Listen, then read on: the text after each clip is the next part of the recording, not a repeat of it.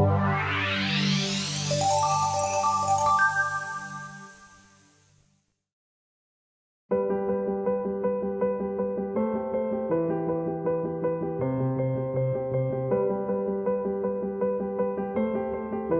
want to read three headlines. Just want to read three headlines that I think will sort of set the stage for what we're going to talk about here for the next little bit. I generally start my talks by reading three headlines from that morning's news and then relate each one to a larger theme that I'm going to talk about. The second headline actually is also from this morning's Journal. It says, U.S. executives remain pessimistic. Great. Here's what it says. The audience really seems to appreciate that somebody got up early that morning and did a fair amount of work for them. The best part about what I do at Fortune is that I get a 360-degree view of what's happening in the business climate. I am constantly learning about the largest issues going on any place, and I'm learning about them from the people who are making things happen. Jamie Dimon, here next to me, Chairman and CEO of J.P. Morgan Chase. Muhtar Kent is Chairman and CEO of the Coca-Cola Company. Yuanqing Yang is Chairman and CEO of Lenovo Group.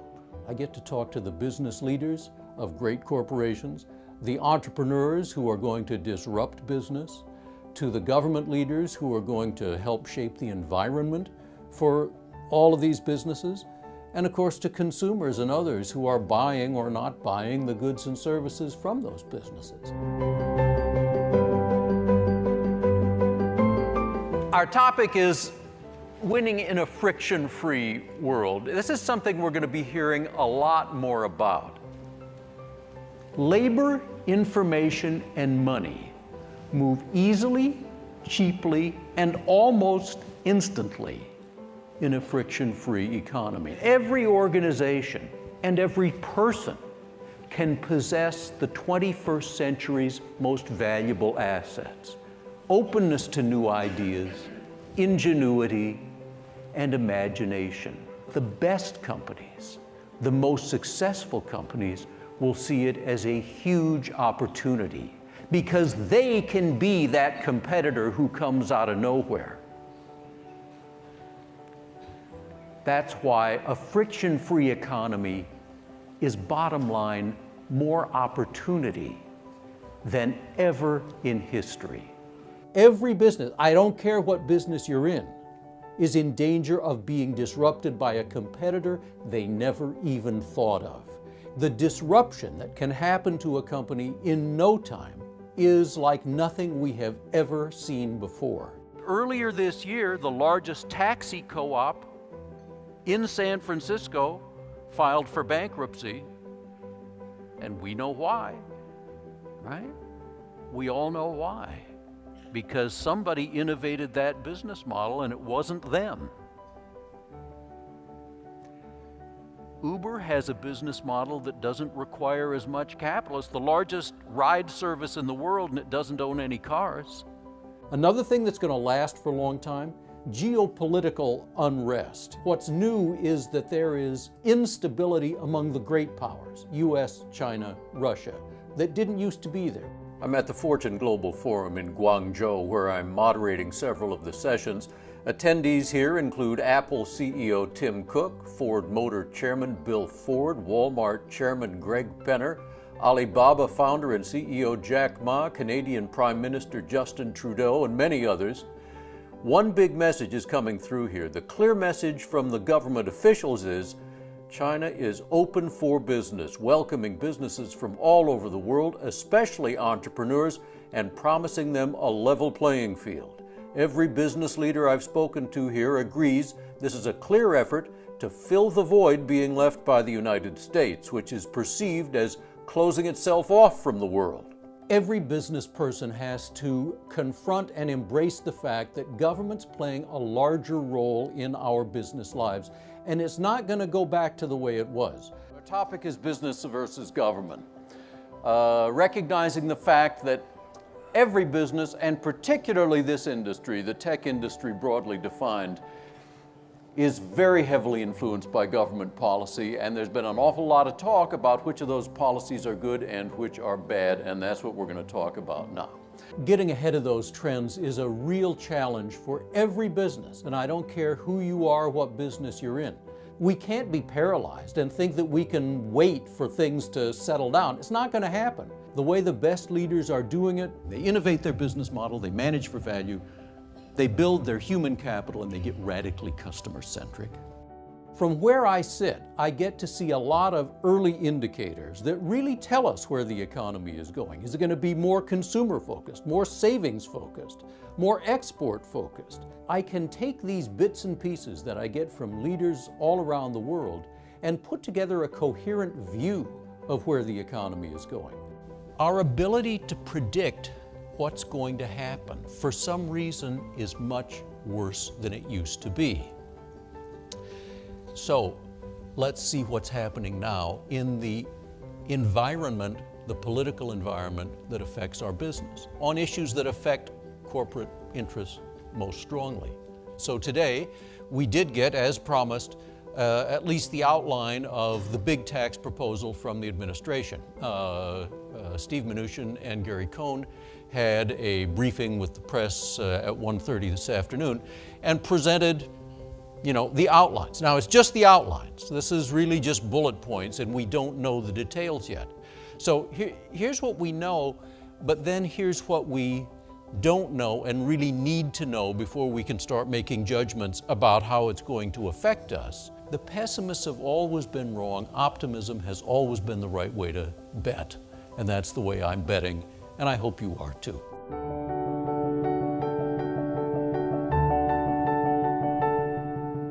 For 500 years, the scarce resource in business was financial capital. It no longer is, even for capital-intensive companies. For all of us, the scarce resource is human capital.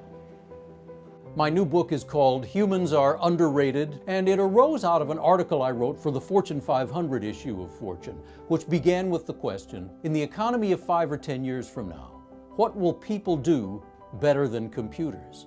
We are entering an era where the skills that our economy values highly are changing in a historic way that we'll get to here in a second.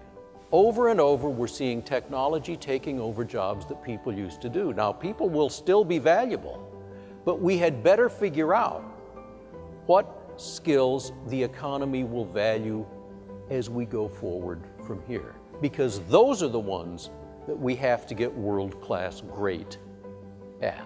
What will people do better than computers? The traditional approach to answering this question is to ask, well, what is it that computers just inherently cannot do?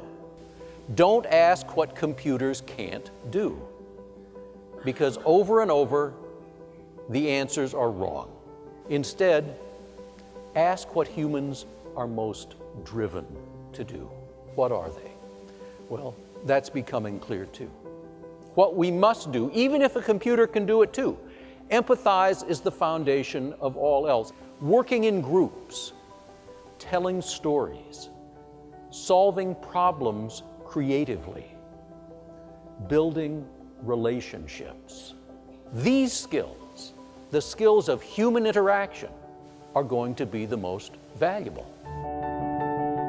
Talent is Overrated is a book about great performance, and not just really good performance, but great performance, world-class great performance, and where it really comes from.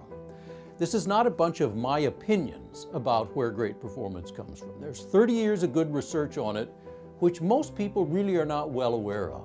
The term world-class great gets thrown around pretty easily, but in fact, increasingly, we all have to be world-class great because we're competing with everyone in the world.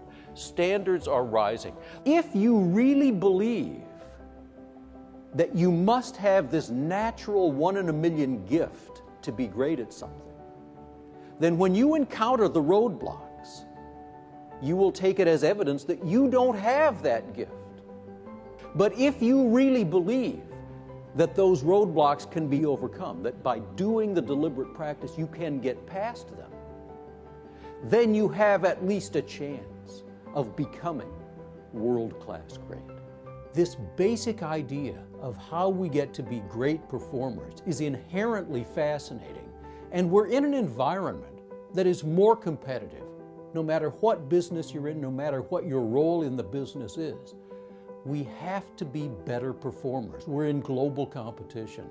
And so this message is especially relevant, and frankly, it's only getting more relevant with every day. The message that comes out of this is finally incredibly liberating. Great performance is not reserved for a preordained few. It is available to you and to everyone. After I speak about talent is overrated, I am still stunned by some of the responses I get from audience members who come up to talk afterwards, and lots of them do. One of the things is the greatest performers, when I speak to people who are terrific performers, they seem to embrace this message the most. I once spoke about this topic to an audience of 1,000 brain surgeons. Okay, so you talk about intimidating, well, that was my audience. Now, afterwards, we did a book signing and I talked to people. They were lined up out the door, literally. They wanted to talk about this. Even though they were already fantastic performers, they understood better than most how true it is, and they really wanted to get that message. I've been so lucky to interview so many prominent, famous, fascinating people on stage. Both Presidents Bush, Tony Blair, Prince of Wales, 3 Secretaries of State, Condoleezza Rice, Colin Powell, Madeleine Albright, actually 4, Henry Kissinger, Bill Gates, Jack Welch, Ted Turner, Richard Branson. It's a long list, and it has been a privilege to talk to them. I do have a specific way of preparing and conducting these interviews. I do a huge amount of research ahead of time, as you might imagine, but I don't make a specific plan for the interview because I've got to follow that conversation where it goes. The most important skill is listening to what that person is really saying and responding to it, not just reading my list of questions, and also sensing how the audience is responding to this. My whole objective is to make this interesting and valuable for the audience. I want to bring out from that person across from me stuff that will be memorable, that those folks will talk about for days or weeks or months after we're done. Good morning, I'm Geoff Colvin of Fortune. Our topic is jobs for the 21st century, and that video did a pretty good job of setting it up. The world of work is in transition and it's radical. Many people blame technology for loss of jobs, for stagnating incomes. Many other people blame globalization for it. For the first time ever, there is serious debate among informed people about whether technology will create more jobs than it eliminates. The one thing we know for sure is that jobs are going to change dramatically in the coming years. They're already changing, and what that means for companies as well as employees and societies, that's our topic. We have 2 terrific panelists to talk with us about it. You know, I love speaking. I just love doing it, and I think what I love the most about it is learning all the stuff I learned from doing this. And it starts well before the event. You know, we do a lot of preparation for these events, and I am on a lot of conference calls. The hard work always pays off.